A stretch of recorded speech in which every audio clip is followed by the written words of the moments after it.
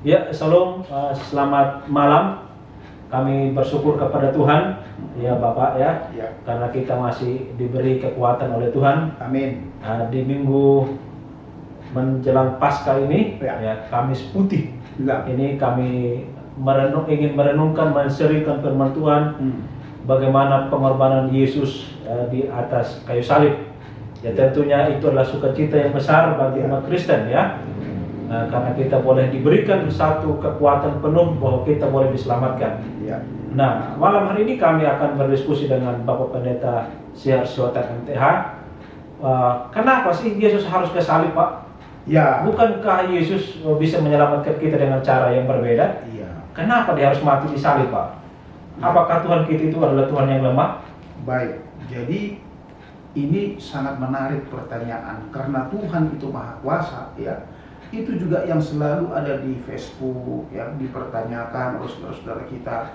Ya kalau dia Tuhan, dan itu juga yang dikatakan kedua orang yang di kiri kanannya. Kalau kau Tuhan, bebaskanlah kita dari sini.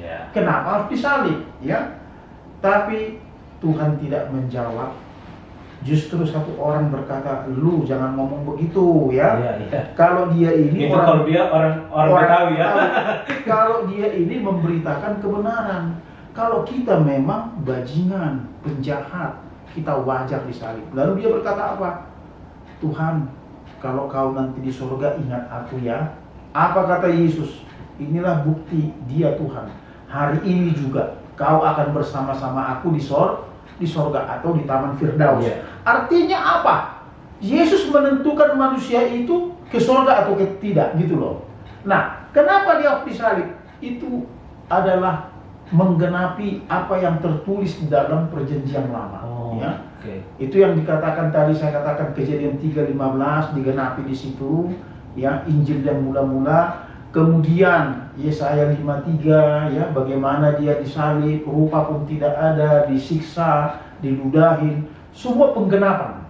Bahkan ketika dia berseru, Eli, Eli lama sabachthani, bukan karena dia ketakutan atau seperti ditinggalkan, bukan. Karena dia menggenapi apa yang tertulis dalam Mazmur ya. Ada kata, ya Allahku, mengapa engkau meninggalkan aku? Itu sebabnya ketika dia sudah selesai berkata itu, kata terakhir dia, sudah selesai. Artinya sudah digenapi apa yang tertulis semua di perjanjian lama tentang dia. Sudah selesai itu apa? Ya enough, sudah selesai. Jadi bukan karena dia tidak maha kuasa. Bahkan ketika dia ditangkap di Taman Getsemani, apa katanya kan? Ada satu orang muridnya menebas telinga itu perwira. Lalu kata Tuhan, jangan kau main pedang, karena orang main pedang akan dipedangkan. Itu telinganya diambil, ditempel kembali. Tapi menariknya di situ, Pak, kok nggak ada satupun yang bertobat ya? Padahal mereka udah melihat mujizat itu. Udah ditempel. Kemudian dia bilang, kau pikir aku ini tidak bisa memanggil malaikat-malaikatku dari surga? Ribuan pasukanku bisa aku habisi kau. Tetapi peristiwa ini akan digenapi. Jadi makanya doa di Taman Getsemani itu, ya, itu di dalam Markus 14 ya, ayat 35 dan 36. Ia maju sedikit, merebahkan diri ke tanah dan berdoa supaya sekiranya mungkin saat itu lalu daripadanya. Katanya, ya Abba, ya Bapa, tidak ada yang mustahil bagimu. Ambillah cawan ini daripadaku, tetapi janganlah apa yang aku kehendaki, melainkan apa yang engkau kehendaki. Jadi Yesus berbicara di sini tentang apa? Dari segi kemanusiaan, juga dari ketuhanannya, keilahiannya. Sebagai manusia, dia pasti takut menghadapi peristiwa itu. Tetapi sebagai Allah, sebagai Tuhan, dia berbicara, kehendakmu lah yang jadi, bukan kehendakku. Harusnya orang Kristen, orang percaya kepada Tuhan harus begitu. Memang kita di dunia ini takut menghadapi apapun, tetapi yakinlah ada kehendak Bapa dalam kehidupan kita. Jadi peristiwa salib itu adalah kehendak Bapa, bukan kehendak Yesus. Makanya itu pertanyaan yang menarik ya, kenapa dia berdoa begitu ya? Ya karena dua sisi yang tadi saya katakan, segi manusianya, segi keilahiannya. Jadi dia pasti takut. Siapa yang tidak takut orang mau dibunuh, orang mau dihukum mati? Bohong itu, ya. Kalau saya bilang, wah dia nggak takut apapun, nggak mungkin. Karena dia memang natur daging, natur manusianya dia ada. Karena dilahirkan dari rahim Maria, ya. Tapi natur ilahinya dia ada. Natur ilahi itu taat kepada Bapa. Jadi bukan kehendakku, tapi kehendakmu lah yang jadi. Jadi kehendak Bapaknya ini menarik ini. Jadi peristiwa salib itu penggenapan apa yang difirmankan. Ini yang menarik ya. Berarti Bapak tadi sudah menjawab dengan baik bahwa Yesus harus ke sana. Harus ke sana supaya sebagai bentuk penggenapan janji Allah di bahwa nanti akan ada orang laki-laki yang akan menyelamatkan umat manusia. Betul. Ya, jadi itulah tugas Yesus. Ya, Bapak Ibu dikasih oleh Tuhan. Ya, kalau kita mungkin lahir nanti kalau besar jadi apa misalnya ya, kita mungkin punya cita-cita mau jadi pendeta besar, mau jadi presiden dan segala macam. Yesus cuma satu cita-citanya, dia hanya harus datang mati di atas kayu salib, betul, untuk menggenapi rencana Bapa. Betul, itu dia. Dan ini penggenapan ada banyak. Ya. Salah satu contoh ketika Abraham diminta oleh Allah menyerahkan anaknya yang tunggal Ishak. Itu dibawa ke gunung 3 hari perjalanan. Itu ada pertanyaan yang menarik dari Ishak. Ya. Mereka dengan hamba-hambanya, Abraham memerintahkan hambanya, kau tunggu di sini, kami akan ke gunung itu mempersembahkan korban kepada Tuhan. Nanti akan kembali kami kepadamu. Di perjalanan anaknya dipikulkan itu kayu api. Bertanya, Bapak, kayu api tidak ada dan apinya Bapak sudah bawa, pisau sudah dibawa. Tapi mana korbannya? Pastilah hati Abraham itu sedih mendengar itu. Karena yang jelas mau dikorbankan itu Ishak. Nah, ketika itu mau disembelih, ada suara dari surga, Abraham, jangan ya. Karena waktu Tuhan itu tepat, begitu dia mau potong, aku sudah tahu isi hatimu. Kau rela menyerahkan anakmu yang tunggal, yang kuminta. Jadi Bapak juga rela menyerahkan anaknya yang tunggal di kayu salib. Ini dia. Jadi itu bukan balas berbalas, tapi itu adalah apa namanya ya? Seperti contoh yang diberikan oleh, kalau kau manusia aja rela mengorbankan anakmu kepadaku, apalagi aku Tuhan pencipta ya. Aku serahkan anakku yang tunggal. Itu sebabnya Yesus dikatakan anak satu-satunya yang dikasih, anaknya yang tunggal ya. Bapa, Anak, Roh Kudus. Jadi ketiganya yang esa ini itu berbicara tentang apa? Praktek yang dilakukan Abraham. Aku sudah tahu imanmu. Akhirnya Tuhan memberikan domba itu langsung ya untuk disembelih. Tidak mungkin Tuhan mau meminta anaknya Abraham yang sudah ditunggu-tunggu 25 tahun ya sampai dia dapat. Tetapi karena itulah Abraham disebut bapak orang beriman. Karena apa? Apapun yang diminta Tuhan diserahkan. Nah, Tuhan juga demikian. Jadi pengorbanan itu sudah ada. Dan dari zaman dulu korban darah itu sudah terjadi ya. Korban darah lembu jantan, domba jantan untuk penghapus dosa, untuk keselamatan. Nah, ini darah Yesus harus tercurah di kayu salib untuk membebaskan manusia berdosa dari dosanya, untuk menanggung segala kutuk. Karena ada tertulis, terkutuklah orang yang digantung di kayu salib. Jadi Yesus menanggung segala kutuk kita.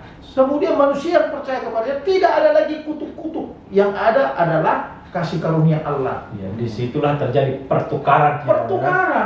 Jadi sebenarnya lebih kepada dosa-dosa kita sudah ditanggung dan selesai di atas kayu salib. Itu dia. Tuntas. Ya. Tidak ada lagi pergantian apapun. Ya. Jadi dengan satu orang cukup. Kenapa cukup? Pertama, dia manusia menebus manusia, nyawa manusia menebus manusia, itu enough, artinya cukup. Kemudian dia Tuhan, dia berhak menebus berapa miliar pun manusia karena dia pencipta bukan ciptaan. Jadi kuasanya bisa. Kalau dia hanya manusia, cuma satu yang bisa ditebus, ya.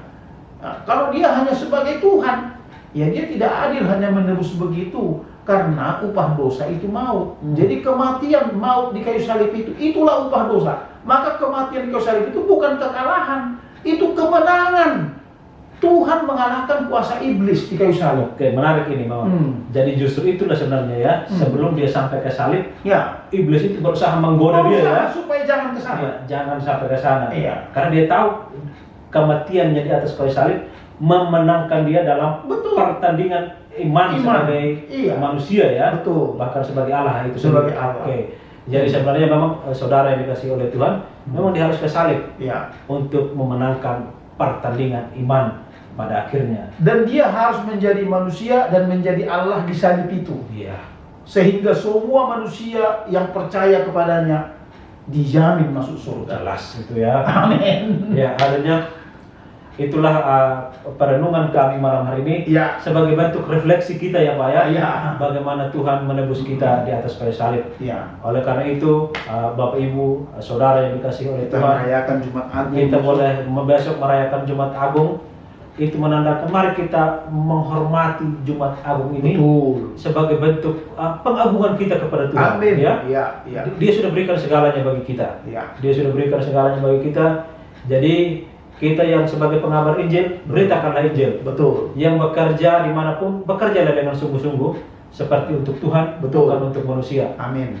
Peristiwa Jumat Agung ini adalah peristiwa yang benar-benar memerdekakan kita yang percaya kepadanya. Amin. Pesan penutup Pak bagi untuk Jumat Agung ini? Ya, jadi pesan saya, marilah kita rayakan Jumat Agung ini dengan hati yang betul-betul khusyuk, artinya betul-betul kita menyembah Tuhan, mengingat pengorbanannya di kayu salib yang luar biasa. Amin. Ini pengorbanan yang ajaib. Saudara dan saya yang percaya kepada Tuhan Yesus, segala dosa-dosamu sebesar apapun, walaupun merah seperti kirmizi, akan menjadi putih seperti salju. Walaupun merah seperti bulu kesumba, akan menjadi putih seperti bulu domba. Karena apa? Karena Yesus telah rela mengorbankan. Inilah pengorbanan yang ajaib. Jadi kalau orang bertanya, kenapa harus capek dia di kayu salib? Ya, karena memang itu program Allah. Ya, harus manusia dan Allah yang berhak menebus dosa manusia. Yang kedua, Tuhan kita bukan Tuhan yang bim selebim. Bukan. Dia harus adil. Kita ingat peristiwa Taman Eden, dia Betul.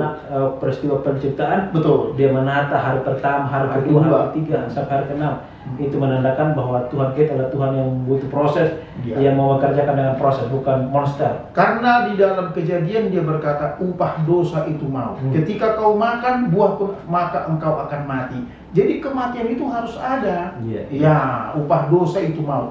Tetapi kasih karunia Allah, hidup yang kekal dalam Kristus Yesus, itu Roma 6:23. Jadi sangat jelas ya. Jadi kematian ini kematian yang ajaib, kematian yang agung. Tidak ada yang sama dengan kematian Tuhan Yesus. Oke. Dia bukan hanya berkorban, bukan ya, tetapi dia lebih daripada itu. Sebagai Tuhan, dia mau menyelamatkan manusia berdosa, dia mau memulihkan hubungannya dengan manusia. Sebagai manusia, memang manusialah yang layak menebus manusia, bukan darah binatang, tetapi darah manusia. Bapak Ibu yang dikasihi oleh Tuhan, sudah sangat jelas. Jadi bagi orang-orang Kristen yang masih lemah imannya, diperkuatkan lewat diskusi ini. Ya. Yang belum percaya, penebusan hanya dalam Kristus. Terima dia, maka engkau akan diselamatkan. Amin. Terima Yesus sebagai Tuhan, maka darahnya yang tercurah di kayu salib di Golgota itu akan menyucikan kita, menguduskan kita, dan memulihkan hubungan kita dengan Allah yang hidup. Itulah Jumat Agung, itulah kematian Tuhan Yesus Kristus di kayu salib. Amin. Demikian diskusi kami. Tuhan Yesus memberkati kita semua. Shalom. Shalom.